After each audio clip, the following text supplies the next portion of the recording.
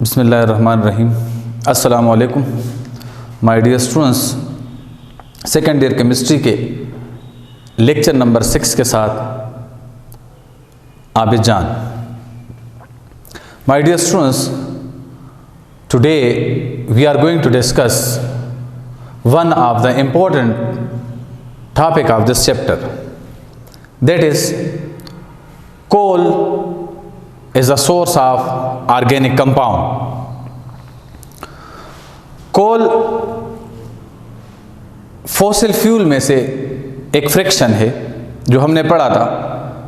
Coal is also one of the source of organic compound and that is basically known as a fossil fuel. Fossil fuel हम lecture 2 में discuss कर चुके हैं। Fossil fuel 3 है, कोल, petroleum, natural gas. फिर उसके बाद कोल के बारे में, पेट्रोलियम के बारे में, नेचुरल गैस के बारे में हमने डिस्कस किया था प्रीवियस लेक्चर में। अब हम हमारे बुक में ये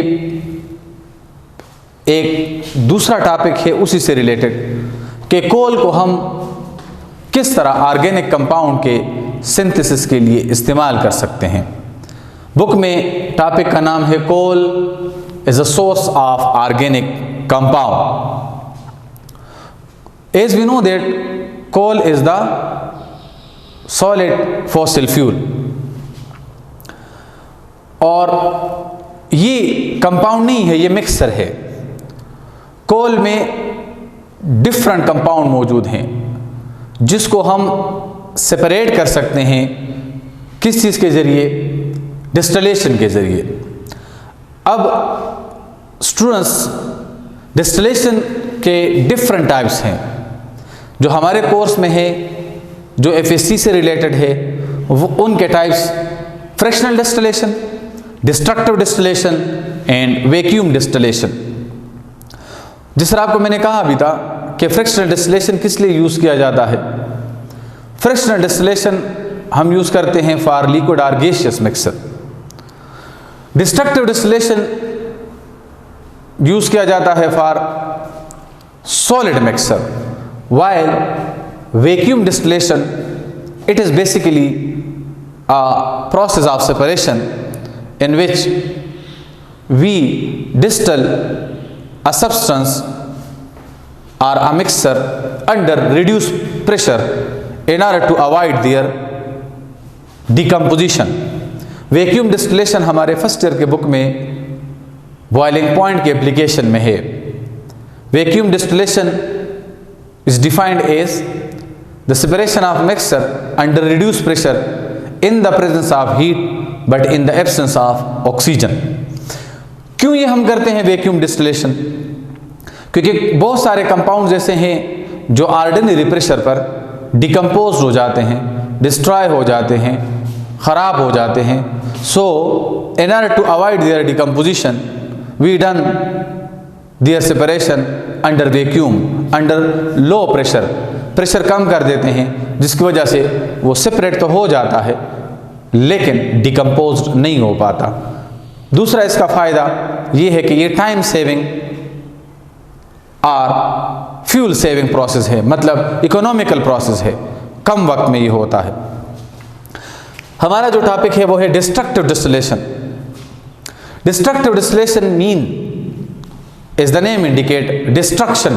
डिस्ट्रक्शन मीन डिकम्पोज कर देना, तोड़ देना, डिस्ट्रॉय कर देना। सो डिस्ट्रक्टिव डिस्टिलेशन, हम कोल का जो डिस्टिलेशन करते हैं उसका नाम है destructive distillation. Destructive distillation is the process in which solid mixture is separated with respect to their boiling point into their component in the presence of heat but in the absence of oxygen. Oxygen अगर हम provide कर दें किसी भी organic compound को तो वो उसको कार्बन डाइऑक्साइड और वाटर में और एनर्जी में कन्वर्ट कर देता है, मतलब वो इसको इनऑर्गेनिक कंपाउंड में कन्वर्ट कर देता है। इस वजह से हम इसकी जब डिस्टिलेशन करते हैं या इनके कंपोनेंट को सेपरेट करते हैं तो उसमें हम ऑक्सीजन प्रोवाइड नहीं करते, हीट प्रोवाइड करते हैं। अब decomposition or it is also known as carbonization.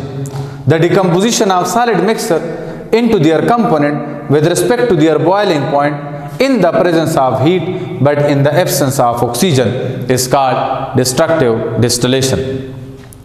My dear students, destructive distillation जब हम कोल की करें तो इससे हमें वेरियस फ्रिक्शन हासिल होते हैं, जिनमें से एक है coke, coal tar, ammoniacal liquor and coal gas.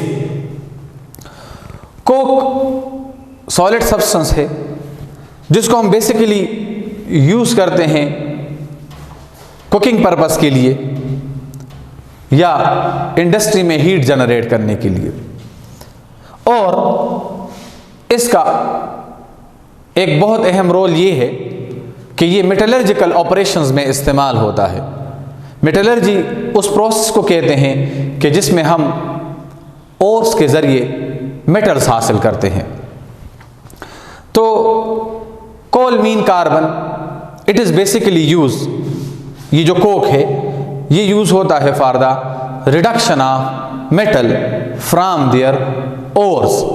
मतलब अगर कोई और है, कॉपर ऑक्साइड है, उसको हम कॉपर में कन्वर्ट करते हैं तो उसमें कार्बन गुजारा जाता है, जो इसको कन्वर्ट कर देता है कार्बन मोनोऑक्साइड और कॉपर में। इस तरह डिफरेंट मेटल्स को, ऑक्साइड मेटल है, सल्फेट्स मेटल है, नाइट्रेट मेटल है, या जो भी मेटल्स हैं, उनके ओर्स को हम रिड्यूस करने के लिए कार्बन का इस्तेमाल करते हैं। मतलब कोल के इस कोक फ्रिक्शन को इस्तेमाल करते हैं।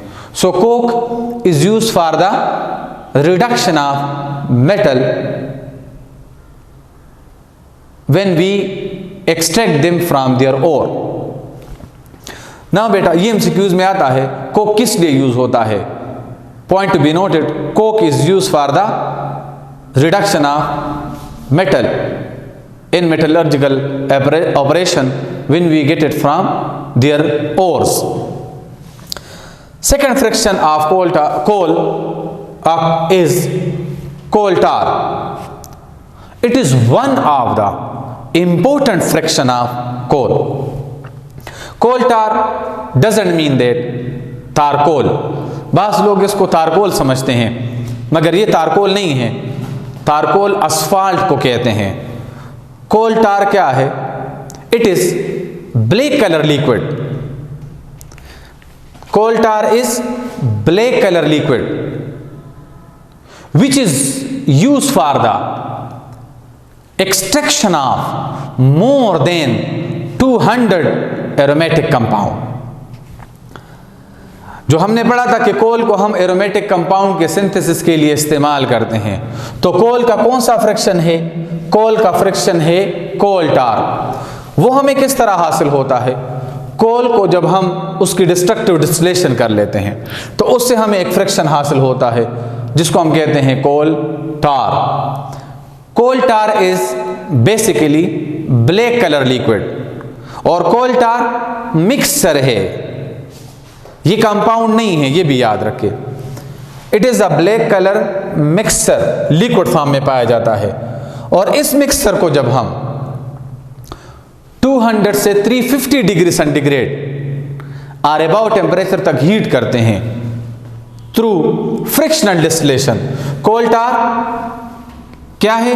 It is black colour liquid, ये लिक्विड है। और रिमेंबर दैट लिक्विड के हम क्या करते हैं? Fractional distillation. तो इसलिए यहां लिखा है फ्रिक्शनल डिस्टिलेशन। फ्रिक्शनल डिस्टिलेशन की डिफिनीशन क्या है? The separation of mixture into their component with respect to their boiling point in the presence of heat but in the absence of oxygen.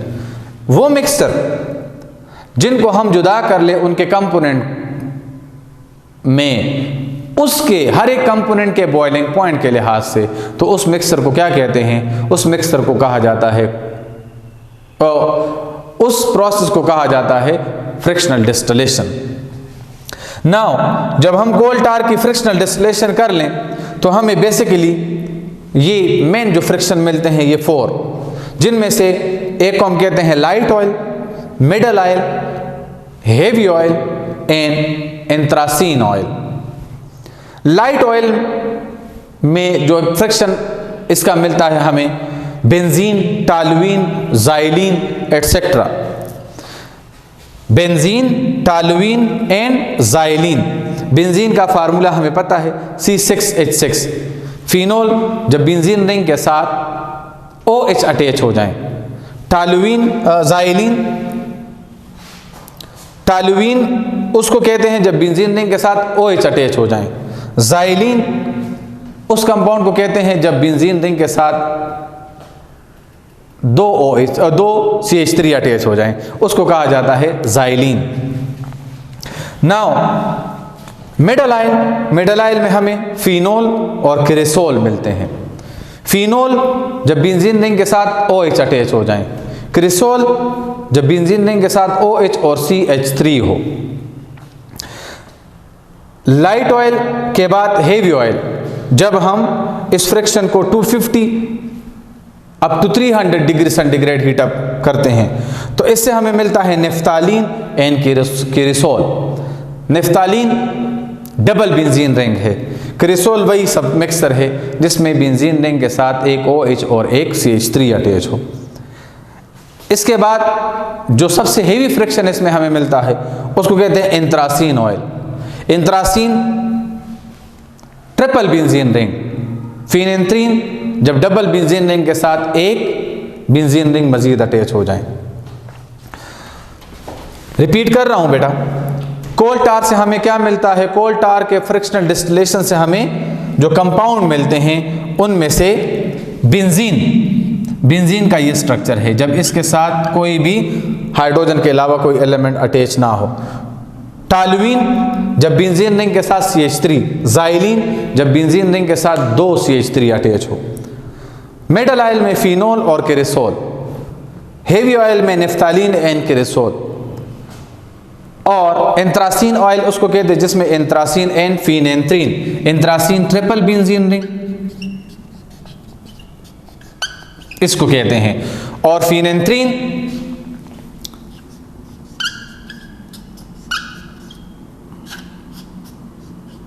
This one is known as, ये anthracene है और ये phenanthrene है।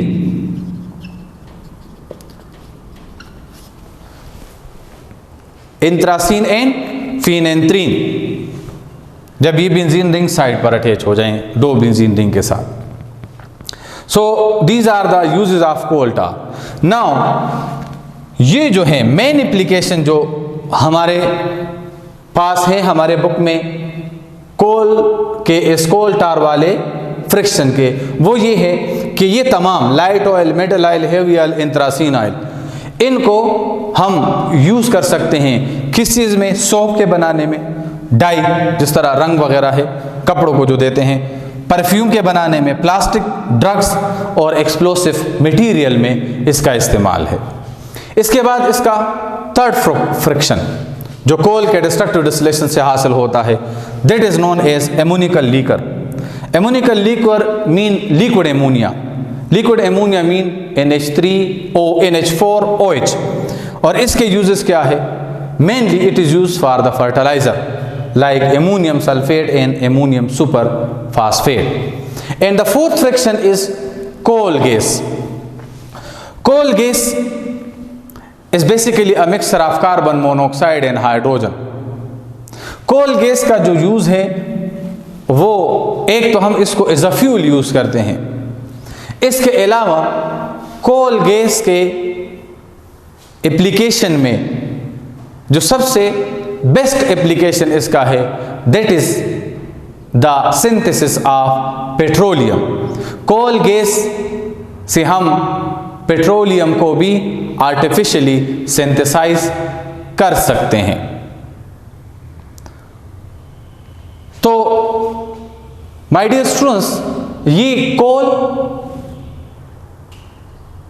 कोल के लिहाज से जब हम इसकी डिस्ट्रक्टिव डिस्टिलेशन करते हैं, डिस्ट्रक्टिव डिस्टिलेशन के बेस पर इसके हमें फ्रिक्शन मिलते हैं, और उन्हीं फ्रिक्शन का एक फ्रिक्शन है कोल टार। जब हम उसकी फ्रिक्शनल डिस्टिलेशन करते हैं तो उसके फ्रिक्शनल डिस्टिलेशन से हमें अदर फ्रिक्शन मिलते हैं, और उन अदर फ्रिक्शन को हम light oil, middle oil, heavy oil, anthracene oil कहते हैं, और उसको हम वेरियस इंडस्ट्रीज़ में यूज़ करते हैं, कॉस्मेटिक इंडस्ट्री में, सोप इंडस्ट्री में, प्लास्टिक इंडस्ट्री में और एक्सप्लोसिव मटेरियल बनाने के इंडस्ट्री में यूज़ किया जाता है।